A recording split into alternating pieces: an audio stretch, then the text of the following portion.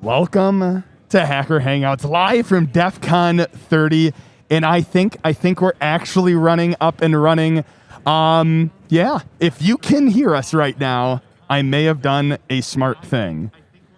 Oh, and I am getting audio through. We're definitely working out technical I believe that kinks. means we're live, and it's definitely a learning process. We are complete. Actually, take that back. We're complete professionals. We know what we're doing. You need to just turn the audio off. There we go. There you go. All right, we'll get up and running here shortly. There we go. Okay. Defcon 30. Oh my goodness, and the vendor floor just opened. The horde is upon us. So it's one of those things yesterday, we ran all over the conference floor taking video, like checking out the villages and things like that, have them uploaded, have a backlog, and now like I kind of want to catch my breath. Yeah. Oh, geez. We were talking about it. Yeah, and you're going to see a flood of videos today. Probably right after the stream, we're going to release probably somewhere between 10 and 12 videos. We had a long-form interview with the CTF folks. We had an interview at most of the villages. There's a cool memorial room that celebrates hackers who have passed on. And we have actually a guest coming with us. Grab a seat. This is Allie, one of the other videographers. Hi, everyone. Here's a headset. And you guys are going to have to share a mic. Praxis, is the video down right now? I will try and get in and see it. I never stream with headphones. Okay, well, it's going to be hard to hear us, but we're going to have to share a mic a bit. Yeah, so, that's fine. yeah. Let's go ahead. We're and already alive, so. No spooks here. wait, let me say hi. Yeah. Hi, everyone. I'm Allie. You could find me online at Ending with Allie. I actually live stream cybersecurity stuff sometimes, so if you want to check me out on Twitch, it's twitch.tv/endingwithallie. Or if you feel like trying some other domains, you could do stupidly.online. That's where you can find me. So Allie's here with us with the videographer team, and there's about 4 or 5 other. There's about 10 total people, but I think it's split up into 5 groups or 6 groups, I think, right? So Maybe. I've just been doing my own thing the whole time, to be honest. I think that's the plan. Mostly from the DEF CON groups, they want us to go out, do the things we're interested in, and grab as much video as possible. So can you tell us a little bit about what you've been up to? Hold on. I am going to pause us just for a moment because it does seem like there is some streaming issues, and I think I know what they are. I think we're good. Give me 1 second. Let me figure out where in the world. I'm not a big fan of it sounds like we're good on YouTube, and I think we're good. Let's get one more comment if we can say, is it up right now and running on YouTube? If not, I might have to pull down the stream and then bring it back on up. Which is a process. But I think we might be able to do it. I know we're a bit delayed right now, and then we can go ahead and jump on in. It is up. Awesome. All right, cool. So getting back to, we were talking to Allie. We wanted to know a little bit about what you've been up to before we get on with what we've been up to. Yeah, so I, what? Oh, okay, sorry. So when I Twitch stream, I have the option to put headphones on, but I actually personally really deeply dislike over-ear headphones. They hurt my ears because I have so many piercings, and my ears are super sensitive. So like I just don't wear my headphones ever. You'll always catch me when I'm live streaming with my AirPods in. But so what have I been up to? So this is my second year at DEF CON. I went my first time in 2018, and I remember when I first learned about DEF CON, it was 2014. My friend was prepping to go. He's like, I've got $1,000 cash, 3 burner laptops, and 2 burner phones. And I was like, I don't know what this is, but I want to go. So I've just like always held security people in such high regard. And so to be able to be here working with DEF CON and helping create content is like such a cool dream of mine. But so what have I been up to? So generally, it's just me running around. I'm kind of like a 2-person camera crew. Sometimes I could do it solo. I'm pulling out my camera setup right now. I got it. But so I have a gimbal that I use. And then in here is my microphone. It's just a tiny little mic and then a light. And what I do is I run around and they ask me to go interview different villages, and I'm also just doing some random street interviews with people, and then I'm editing it up using my iPad, which is also here. Oh, so you're like fully mobile. Yeah, I'm fully mobile. I can edit wherever I want. I just use my iPad. I use CapCut. If you're not using CapCut to edit your video, it's like $40 cheaper. It's better than iMovie for finger editing, which is awesome because like I can't do fine edits on iMovie. I can do fine edits on CapCut on my iPad, which is crazy. And then I've just been going around and interviewing. So if you go onto the Defcon YouTube channel, if you go to the Defcon Instagram, and if you go to the Defcon Twitter, you'll see my videos being posted there. I'm doing this series called Tiny Mic Interviews. So which I love. I only got to see one of them. Yeah, so sorry, I'm just pulling it out right now. So this is my tiny mic. You'd be surprised. The quality of this mic is actually insanely amazing. There you go. Oh, that's so not going to work at all. Like the mic quality, if you watch my tiny mic interviews, you're going to be like, no way it came from that mic.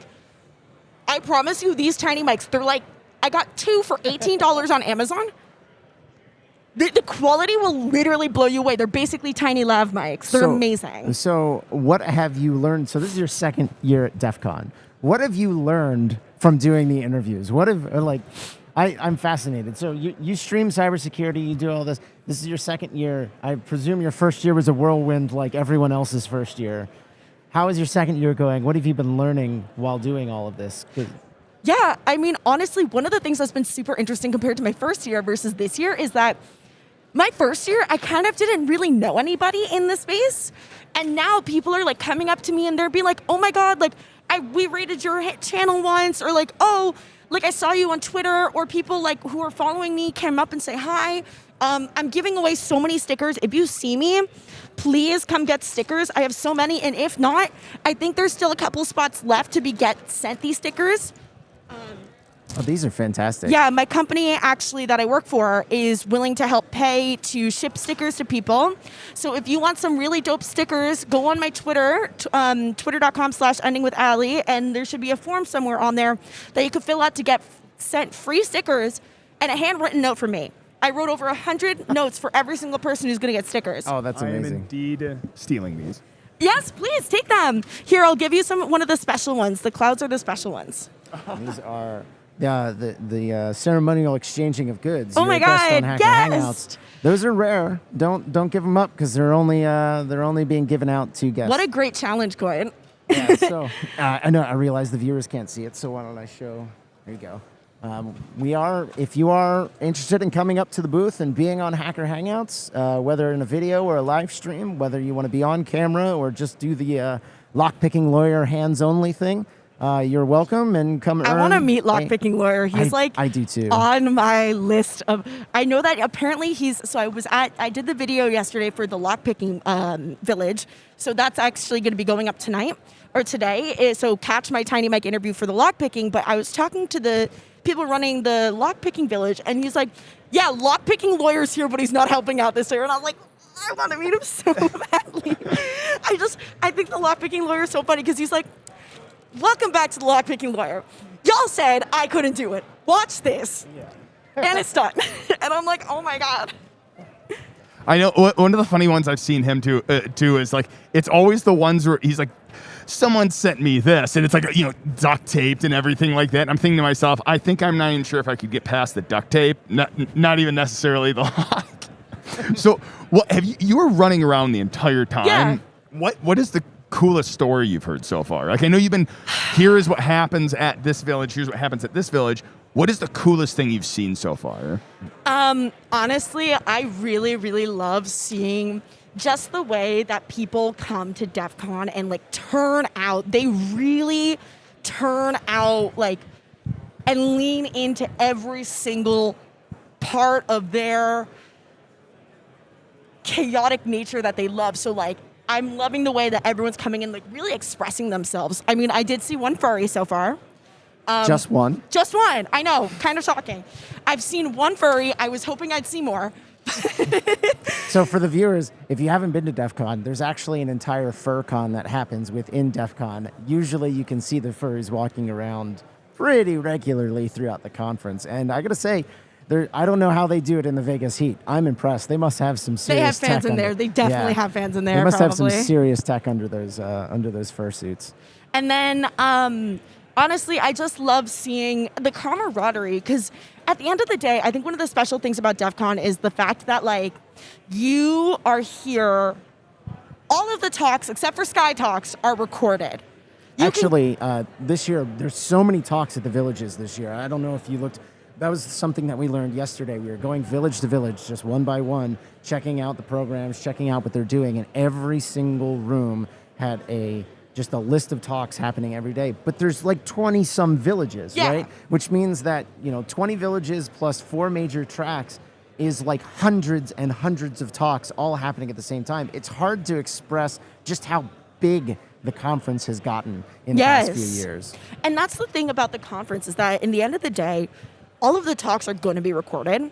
So I think one of the cool things, and what I was talking about camaraderie, is that I have met more people here that I've wanted to meet than like anywhere else. Like I don't even know if I'm going to end up going to any talks. Like maybe a Sky Talk that was actually happening right now that I thought was going to be very interesting, but it was just like the people, like getting the chance to sit here, talk with the people, build a community, and then be able to go online. Like a lot of my friends in my life have been from like Facebook, Twitch, Twitter.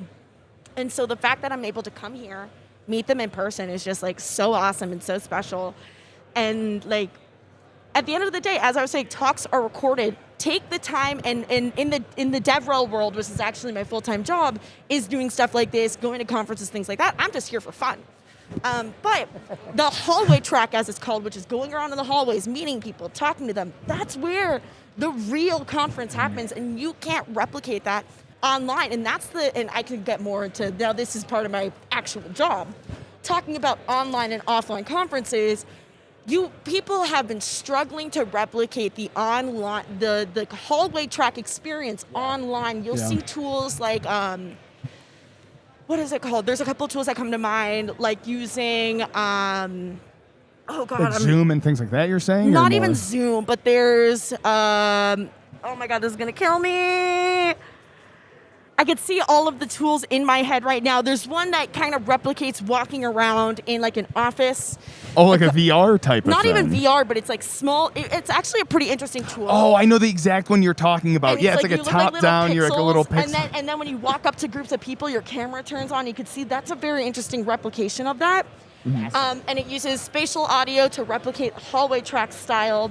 But a lot of people, and the way that I know about it is people use it as like a co-working instance, which is super, super cool. Another example is like Hopper. That's another example of online conference software that people have been using. But I don't think, I think that the video one is a very, very interesting take on hallway track. But at the end of the day, it is those random happen chances that happen here at DEF CON that really make this experience so, so, so special. And I think that, even the connections that I'm making here are going to, Yeah, I think I'm too good at this. I think it's one of those funny ones. Is like as we did an interview of like a bunch of different people asking like, what is your top tip at DEF CON?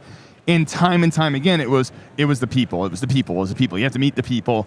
It's the experience of DEF CON. And I mean, not just that. Like we went around asking, veterans, goons, people who've worked in contests for over a decade. We've been going for over a decade ourselves, and we knew walking up to people that the number one answer was going to be, "I come here for the people. I come here for the people. I come here for the people." And we were like, "Could you give us some other tip for DEF CON? Because that's what everyone is saying." What? I have one special tip. One special tip for DEF CON. What's yours? This is actually just my general travel tip, and this is a little hack. Like one day I'll make a how to travel well hack thing, but when you're traveling to a hotel, bring your own pillowcase from home instead of bringing your whole pillow. You bring your own pillowcase from home because it makes your pillow feel like home. Huh. I like that. And it doesn't take up too much room in your bag either.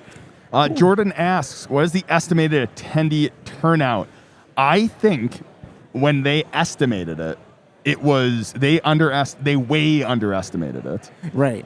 So my understanding is MK Factor made 25,000 badges, if I remember correctly, and that I think is all encompassing. So goon badges, press badges, all of those things. I didn't even get a goon badge.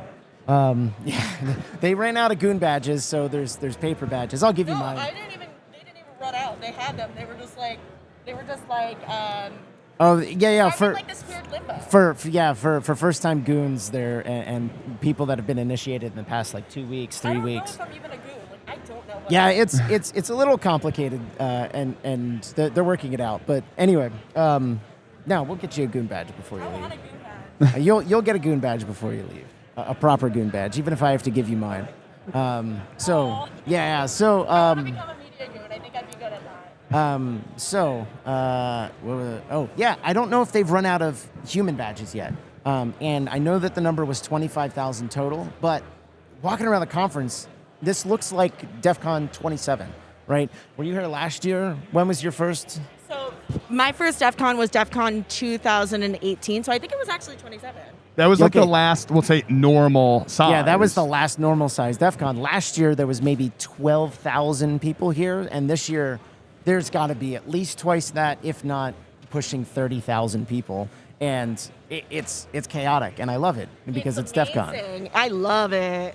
Yeah, it's feeling back to the normal conference. Now, the thing which is interesting to me is it's DEFCON 30, which I think, pre-pandemic and things like that, I think DEFCON 30 would have been huge. But the fact is, I think that even shows that DEFCON even next year is going to even be bigger this year because it's just, I don't know.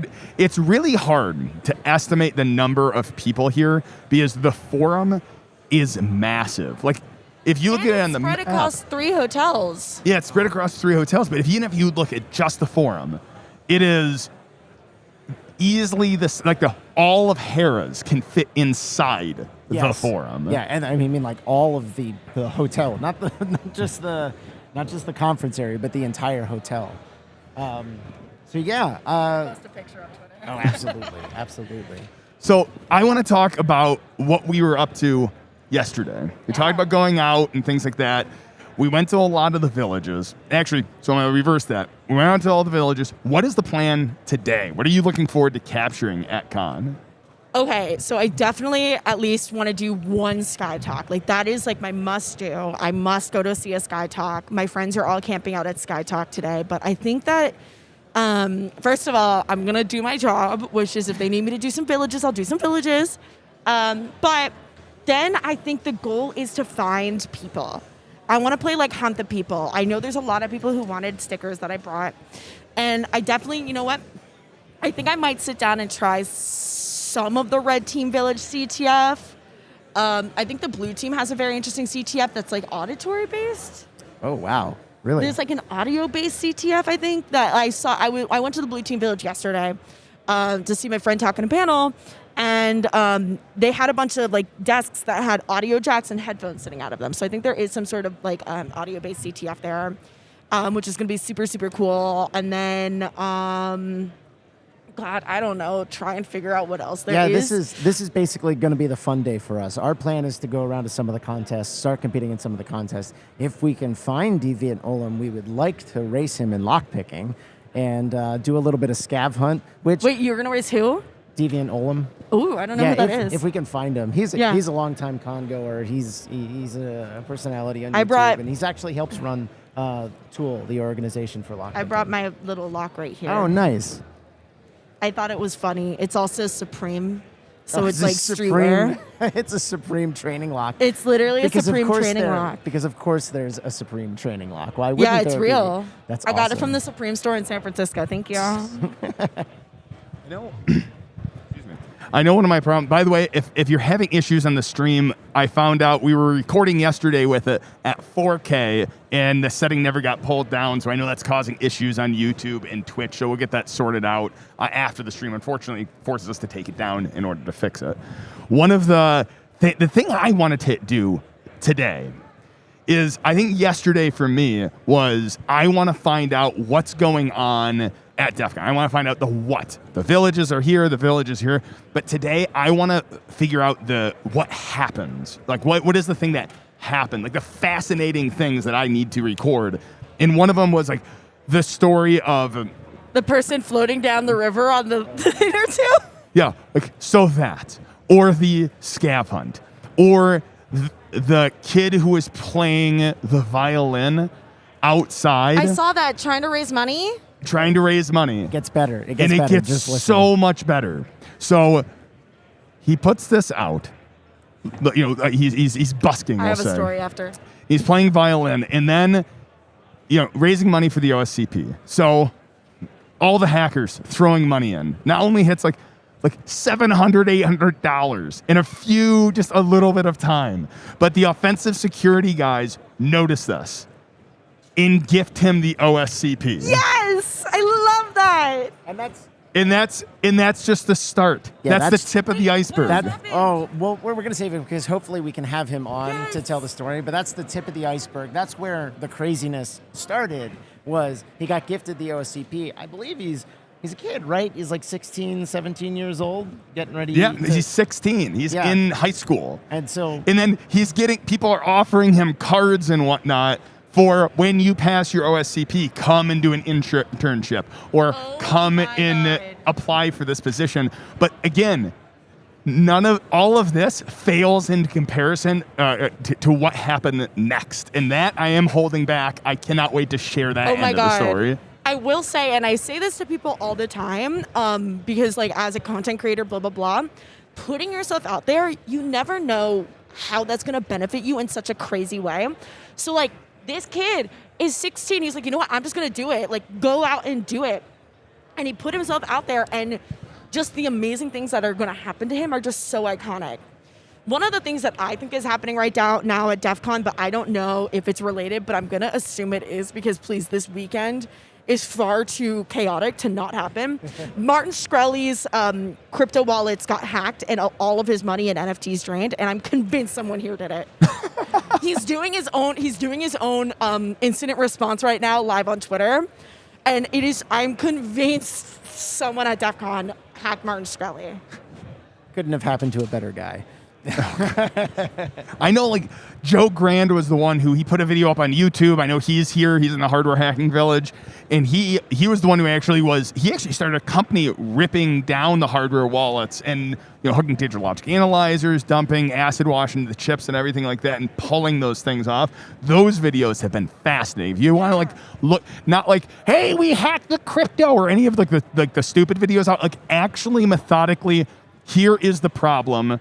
Here is the problems we came across. Here's how I came up with a way of, like, circumventing it. And then we come across other problems. Like, they're not dramatized of, like, oh no, the hacker got it. Like, it's at the actual process of the struggles he's going. They're awesome. They are a little long, but every piece it's just great. So if you ever try and check those out. So jumping back, the thing I'm most excited to do today is, for viewers, if you haven't noticed, there's a live CTF. I think it's livectf.com. The main CTF actually has a live streaming component to it where the competitors have to go on stream and the commentators are actively talking about what they're doing on the challenge as they're doing it face to face. And I think that each of the challenges are designed to last less than an hour. We have a long form interview with the CTF organizers that should be going up pretty much right after the stream, I believe. We haven't put it up yet. That talks about how we talk about everything in terms of how we got to doing live stream CTF, but I want to see how it actually turned out. I want to take a chance to go over there, grab some media. It's chaotic over there. Nautilus won't talk to us while it's running because, of course, they won't, because there's always running into issues, finding Ode against services that they wrote and stuff. Wait, I know I just hijacked. Did you? Who the hell googly-eyed our banner? Oh my God. Yeah, someone googly-eyed our banner when we weren't paying attention. Oh, that is incredible. Legendary. I'll have to get some pictures of that. That's so good. Do you have anything to say back here? He said nothing. Gotta ask Oh Beaker. my goodness. Only at DEF CON you leave for a moment and then just have googly eyes. I love this. Forget the equipment, which was sitting here. The goal was the googly eyes.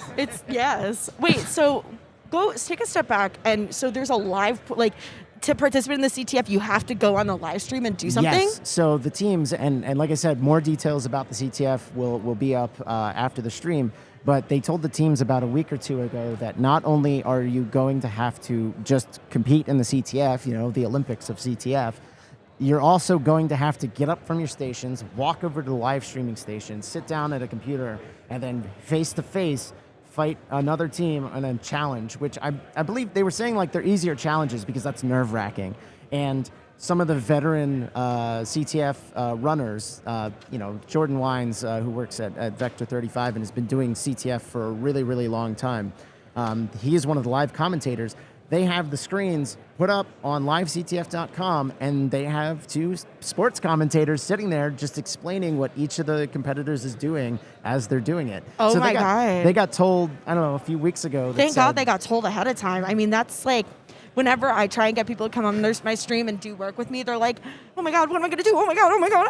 Well, and I'm like, dude, just sit back, relax. I'll lead you through it. You'll be fine. The funny thing is we've been talking about doing a video, a day in the life of a hacker for a while. And we always joke about it would be an 8-hour video of us just going, crap. Damn it. Just constantly right? and then the occasional I know, it's like, or brute force. Like, and then just sleeping on the couch for the next like 6 hours. That'd be like a good TikTok. That'd be like a good TikTok, honestly. What's so interesting though is I watched a section of it. Like the commentators are really good explaining every step of it, because like hacking in some ways is it's a lot of it's just in your head. Yeah. You're gonna sit there. You're gonna think about like the most advanced exploits in the world. Like think about the Sony hack. The Sony hack was one line of SQL injection. The whole big story came Everything down to unraveled. one line. Now, the journey of finding that line, the journey of like all the reconnaissance around it, that's the interesting parts. But oftentimes, I think, you know what? You've said this before on stream. When we talk about the movie Hackers, people are like, oh, it's ridiculous. And yes, it's goofy in some parts, like not technical. But overall, though, there's a scene in it where they're trying to figure out how to like plan to hack into the Gibson, where they're like playing with swords and they're like laying on couches and sleeping, and it shows just days passing. That is an accurate depiction of how that planning goes. You know what I think has been really interesting in talking about that and like thinking about my journey and thinking about even my coding journey, because I'm a software engineer by education, is that like what's really interesting, and I had this revelation just here, is that like a lot of the working aspect of this hobby, activity, employment, whatever you want to call it, is just sitting and thinking. Oh, of course. And I feel like that gives me a lot of imposter syndrome, because I'm not like just constantly doing things, but instead I have to sit there and think, and it just doesn't feel right. And like that's like a realization, is that like you're totally right. Like sometimes you just have to sit there and think. Also, something that I've kind of realized about like the security world is that there are a lot of tools, and knowing what right tool to use, and pattern recognition is so big. So that's why I do try hack me on my stream all the time, because it is like a lot of just pattern recognition. But like, I guess the software engineer aspect of me is like, but how does it work? It's funny to have someone else pop into our stream and go, let's talk about imposter syndrome, because we talk about it. We talk about imposter syndrome constantly. And come on my stream. It's literally me just crying the whole time, and then me going to my stream, be like, listen, guys, I couldn't do this without you. Please help me. We also we also talk about this a lot of exactly what you're saying. A lot of the work we end up doing is like, I literally just in this past month have had an instance of waking up at 3 a.m. and having that moment of, that's how I solved it, right? Because I solved something in my dreams that I had been thinking about all day. So having that unstructured time to sit back and just be like, I gotta get up, I gotta go take a walk, play with my dog, and then by the end of that, I'll have figured out the problem. What is work? What is not work? Yeah. Everyone, that's one of the things that a lot of people don't understand. When you come here, it feels like everyone here could possibly be that expert that's going to jump out of the bushes and go, you're wrong. Aha, I got you. But when you come here, you realize that everyone feels at some level that exact same way, where they feel like they don't belong. I know veteran people in vulnerability research that have been doing it for like 10, 15 years. Oh my God. That haven't been to DEFCON, right? And they feel like, oh, I say, like, you should develop a talk. And they're like, no, I don't think I could. I don't think I'm good enough. I'm like, you are literally the person who should be giving a talk. You should go do it. And it's really fascinating to watch new people come into the industry, talk about the exact same thing that people who've been in the industry for 15, 20 years are have been experiencing their entire career, and it's something that I think we have to talk a lot more about. I don't want to. We could go on to the whole talking thing, because that is my job as a developer relations engineer, giving talks, going to conferences, things like that. This is all part of my wheelhouse, and I'm still scared to give talks. Hi, people. I'm still scared to give talks because it's like, you don't realize that the things that you do on a daily basis are what make the way. I was talking with someone, I was talking with someone who's like on a Netflix show, blah, blah, blah, and I was talking with them, they're like, yeah, when I read books, I actually highlight all the words, take notes and put them in another place and look them up once I'm finished the book. And I'm like, those are the interesting things that people want to know. How do you approach your problems different? And that's what makes a good talk. Mm-hmm. You could talk about, I don't know, like reverse engineering my iPhone so I could connect it to a drone so that then blah, blah, blah. You could talk about that. That's interesting. But it's like, I think the most value you can get out of a talk is how did you approach that problem differently? I think some of my favorite talks have been not by experts. It's been about early on, beginners. I think some of the best ways we find that is like when someone's early in their career and they document, like one, documentation we've talked about the importance of, but it's always like, it's fascinating to me when it's someone speaking at Defcon where it's like their second or third year.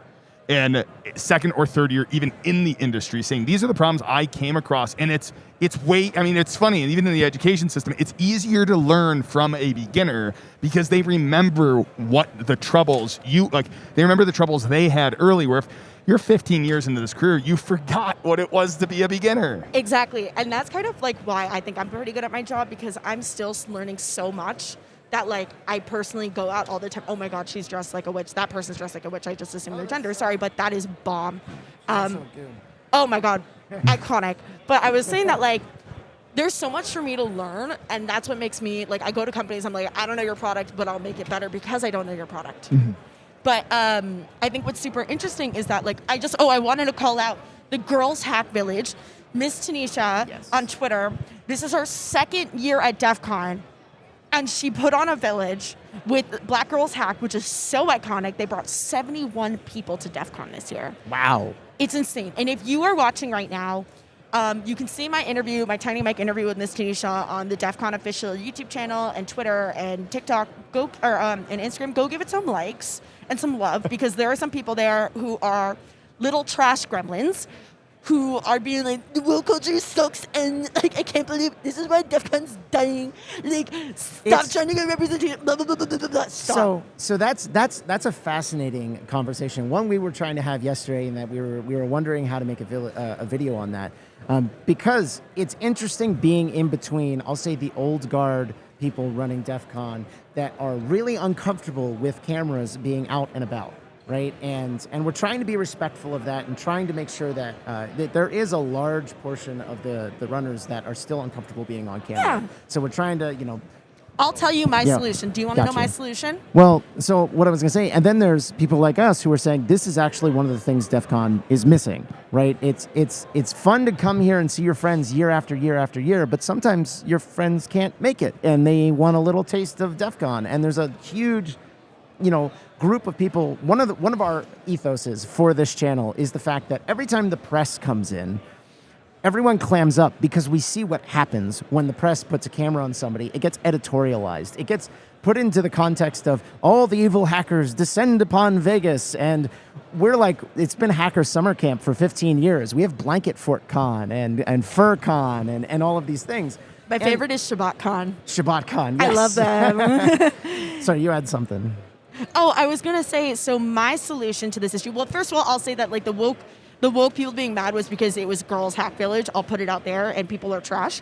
But my solution, and I've seen other conferences do this, and I think that this is actually something that I'm surprised DEF CON doesn't do, is everyone has these lanyards. Badges are a color.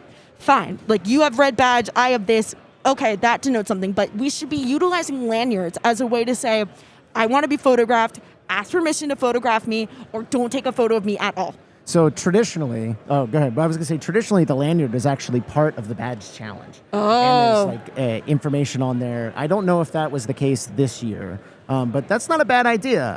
And then, yeah. Yeah, it's like I like that idea. I do think it's a logistical. I mean, for me, I always have this back and forth a little bit with when it comes down to video, because I guess this is going to be a lot. In some ways, you're in Vegas. There is millions of cameras. There's cameras all over this floor. There's That's my conference favorite all game over the when I'm casino. walking around. I like to look where all the cameras are. Yeah, it's like, so if you're like, oh, I don't want to be on the camera, well, it's sorry. Now, the counter is that those aren't public Those aren't and things public. like that. I was going to say that. I get That's it. different. There's also the counter this year is like everyone's required to wear masks, so half your face is not recognizable, and that's going to change. That being said, though, there's like the legal aspect and then the uncomfortable. Like, I think there should always be a thing of you need to be understand. Like, you can't just go around videotaping. Yes. Legally, sure you can, but you're being I know a douche. Some of us have been having issues getting video shots, just Yeah. videotaping, because we're doing it, but like we're goons technically, but like it's just this whole thing. I mean, one thing which I do is like, this is my camera rig. This giant rig is my camera. Yeah, and the I'm goal, probably the worst at that because my camera is my phone. But then when I'm recording, I take but out this whole setup. Even that. The nice thing is it's very clear you're recording. You're not doing this like thing like this. You're actually yeah, perfect. You're actually showing your recording, and I think that overcomes some of it. My point is, though, I think the goal of video at DEF CON is to find the fascinating things and get video of that. Get coverage of the villages and things like that, but find the fascinating things. And the people who want to share those are the people wanting to share their passions. Those are the videos where it's like everyone's on board getting those videos. The ones where people are uncomfortable, no one wants to watch those videos anyway. Like the person's awkward, or you're running through the 100%. crowd. Like, no one wants to see that anyway. No, that's 100% true. And I think that, like, at the end of the day, people are like, DEF CON is a sacred space, but it is controversial opinion here. Please don't kill me. DEF CON is mainstream. Oh, totally. DEF CON is mainstream. Totally. It is now part of the culture. It is the pinnacle. It is #1. People across the globe know about DEF CON. It's not some secret conference anymore. That's exactly what I was trying to say with the old guard is like, DEF CON is dying, DEF CON is dying. No, DEF CON is changing. It's And changing. it will, and it has to, because it needs to keep up with The I mean, times. the reality that there's 30,000 people that want to come to DEF CON. There are 30,000 people that want to come to DEF CON. And while it originally started off with just non-industry friends and buddies hacking, there are people from companies, I mean, that are sponsoring villages, things like that. You can't deny that is happening, and like DEF CON has to evolve with that. It's funny. One of the things we had a conversation with, I think it was the Blue Team Village, the runner there, or the person running the village. We were talking about it after the camera was off, and we were like, man, this is crazy. And it's so cool to watch, like, the cameras start to come in, and you're starting to see some of these dynamics, and it's interesting to watch it change. I was just going to say, that's why I got really excited, because I had a thought, and the thought was like, I know people are mad that we're doing things like this, but at the end of the day, it is hackers and industry professionals, cybersecurity, people who understand the industry, representing the industry in a way that the industry would want to be represented. Yes. So You can't trust press to do that, as you said, with the hackers come on to Vegas. No, I'm like, hi, we're silly, we're goofy, let's talk about it, you know? So like you're making content for the people by the people. right. Democratizing it. I don't know. My first thought was like, we're making it out. And so here's the thing that we were saying is, can you imagine what it would be like if every other type of professional conference was like this? It's not that they're like, people think that this is an unprofessional conference. That's not true. It's the not- most fun. It's the most fun professional conference, because if you walk into any of these talks, people are taking the stuff that they're doing at work, very technical things, talking about these things, showing off not just Gucci software hacks, but like one year one time they set up like a cell phone tower, and they were showing that up, and the FBI was getting to raid, and then they didn't, because they were like, actually, this is kind of important to listen to, and all those things. being realistic, half of the villages are run by some form of government agency. Like the aerospace village would not exist without collaboration with government and contractor entities, and it's getting to be The money really is coming interesting. from government to Well- Defcon via company. Well, so yeah, in some way. Well, that's the other thing. Going around and talking to people, it's not that it's coming from companies or government entities. In a lot of cases, you go talk to any of these contests in a lot of villages, they're all like 503c, 403c. I forget the name of it. 501(c)(3)? Yeah, 501(c)(3)s that are set They're up. nonprofits. They're nonprofits set up to basically make sure this happens in a separated way, so that you can have decent relationships with the general public and the people who they would otherwise not interact with, like the government individuals. That's why the aerospace village is the way it is. Yeah, and I Because gotta every say, village ends up coming a non-profit. I was literally thinking about that. and Dark Tangent has been talking about this for a long time, about how the conference is changing and the way they're trying to retain the soul of DEF CON, and keeping the not just the party atmosphere, but the casual atmosphere, the celebration of individuality, and integrating all of those things. And that's why I think stuff like the Blacks in Cyber Village and the Girls Hack Village are super important, because we're starting to celebrate those portions of individuality that have long since been like squashed out for, just because the fact that it was mostly started by guys and stuff like that. And I think it's really important to start amping up the inclusivity in that way. And they're doing a pretty damn good job of it. Yes, 100%. I think the other thing is like it evolved that way because it was a group of friends getting together. Yeah. And then it's grown and grown and grown. I mean, you see this in companies too. Like we're a small company. Like for instance, anything about my company, we don't have an HR department. Know why? There's like 10 people there. That's it. That's all friends. We don't have someone who's in charge of a lot of the aspects of HR. That is me. So I think, though, as they grew, they had to evolve in this. And I think, like, in some ways, it's taken a lot of time because you're fighting against that old guard a little bit of, like, oh, DEF CON was about, like, sawing doors in hotel rooms to make sure that, like, they meet. Like, we're evolving to the point where it's, like, in evolving, we're getting so much more. Yeah. Like, the goal of DEF CON has been about the community. The soul of DEF CON is the community. And it's harder and harder to find your tribe at DEF CON because it's gotten so big. And I love these areas of the con because it makes it easier to find your tribe. Yes. Whether it's Girls Hack or whether it's like Hack Fortress in the contest area to find other people interested in games. And,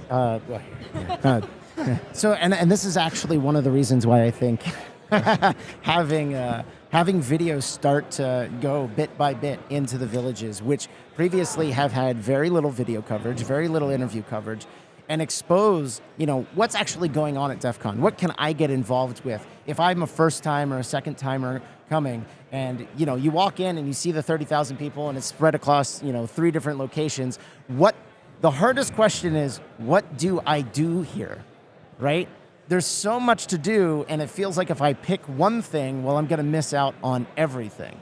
And the one thing that DEF CON has really been missing is relaying the information about what is going on at each of these stations, so that when people show up, they already know what they want to do. They already have an idea of where they're going to be, where they're going to be spending their time, and they're not going to feel like, oh, this thing didn't turn out, so I just wasted an entire day, Yeah.